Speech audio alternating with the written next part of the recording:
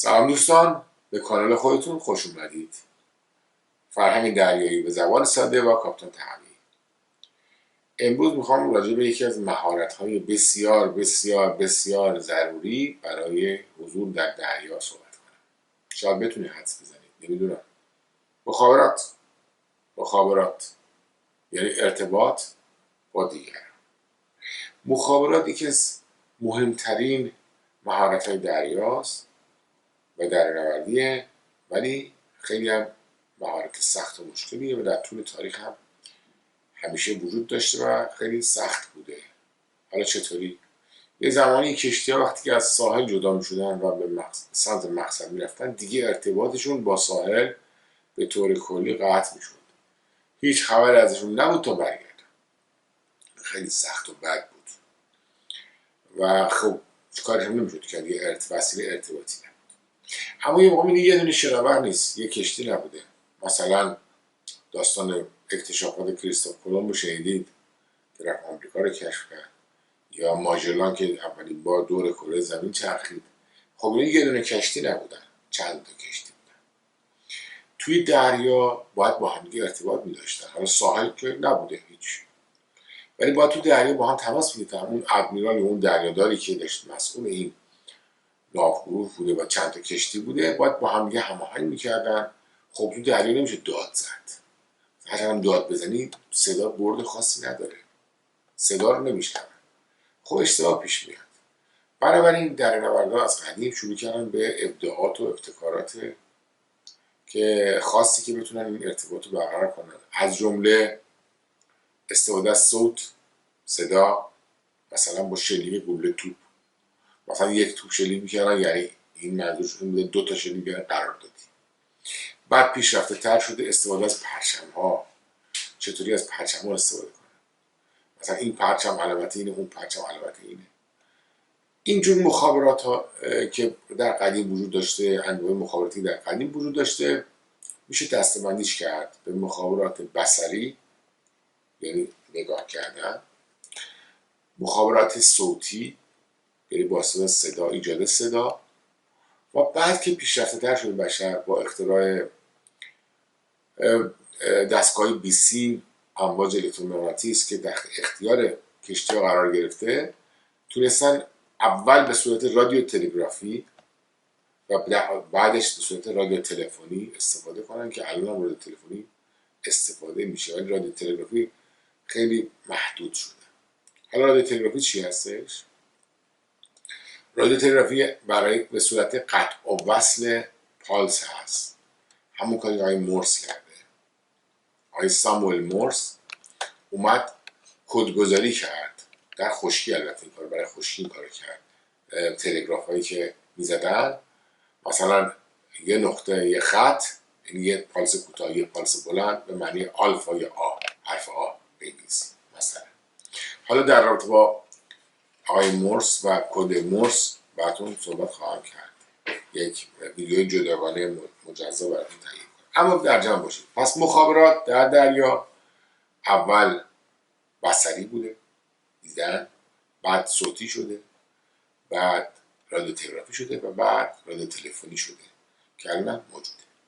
ببینید الان اگر بخوام در مورد مخابرات بصری صحبت کنم، هنوز هم استفاده میشه. شاید دیده باشید که روی کشتی‌ها یه چراغایی هست که یه چراغ خیلی پرنور دریچه داره، دستگیره رو فشار میدن، این دریچه باز و بسته میشه، از دور شما یه پالس نوری میبینید، نقطه، خط، کوتاه، بلند، کوتاه، بلند، که اینا بازم از علائم مورس استفاده میکنن.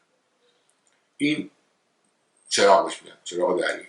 چراغ دریایی نه، چراغ مخابرات بصری. چراغ مخابرات بصری. مدل دیگرش استفاده از پرچم هاست که هنوزم انجام میشه، چون که دستگاه خراب شده اصلا شما بیسیمی نداشتی، دریام طوفانی، نمیتونی پهلو بگیری به کشتی بغلی بگی مثلا آقا من مثلا مریض دارم، یا من درخواست هلیکوپتر برام بکن، یا من مشکل فلان مشکلی دارم، یا آتیش گرفتم. یه سری پرچم ها رو از قبل طراحی کردن که به صورت فلگ، یعنی پرچم های 4 گوش، اونو میگن فلگ، و پرچم های کشیده بهش میگن پننت، و اینها در کتابی هست به نام International Code of Signals این اینترنشنال کد آف سیگنال کتاب کدهاییه که با پرچم شما میتونید استفاده کنید. الان هم در کشتی ها موجوده، در مواقع اضطراری از این استفاده. البته ناوهای جنگی در مواقع سکوت رادیویی که نمیتونن از رادیوشون استفاده کنن، اگه رادیو رو روشن کنن محلشون لو میره، تاکتیکاشون رو با همدیگه با پرچم و چراغ هماهنگ میکنن. مخابرات بصری. یه نوع دیگه از مخابرات بصری قبلا وجود داشت به نام سمافور. شاید تو فیلم‌های قدیمی دیده باشید. یه ملعون 2 تا پرچم رو دست میگرفت با حالتهای مختلف، مثلا آلفا، براوو، چارلی، حالا هرچی. اینو بهش گفتن سمافور. الان اون رده خارج شده، دیگه سمافور استفاده نمیشه، چون این برای فاصله خیلی کم بود. مثلا باید علامت بده که با دوربین نگاه کنه بگه یکی نمیگه تو مخابرات بصری یه نفر میخونه یه نفر یادداشت میکنه، یا برعکس نفر میخونه یه نفر با دست علامت میده. مخابره با چراغ هم تقریبا همینجوریه، بهتره که دیگه بخونه، البته میشه یه نفر انجام. این مخابراتی هستش که یعنی ارتباطی که از طریق بصری انجام میشه، هنوز هم موجوده. مخابرات دومی که انجام میشه و الان هم انجام میشه مخابرات با صوت. همون نقطه و خط یا کوتاه و بلندی که توسط قطع و وصل کردن نور در چراغ مخابرات بصری استفاده میشه با استفاده صوت. یعنی چی؟ بوق کشتی، بوق کوتاه، بوق بلند.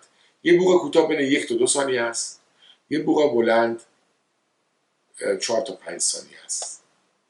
اینطوری کشتی میتونه با بغلیه صحبت کنه. مثال بزنم مردم، اگر کسایی که در نزدیک بنادر زندگی میکنن، بندر انزلی، بندر بوشهر، حتی بندر عباس، ممکنه دیده باشید گاهی وقتی این کشتی ها یه بوق میزنن برای خودشون. چجوریه؟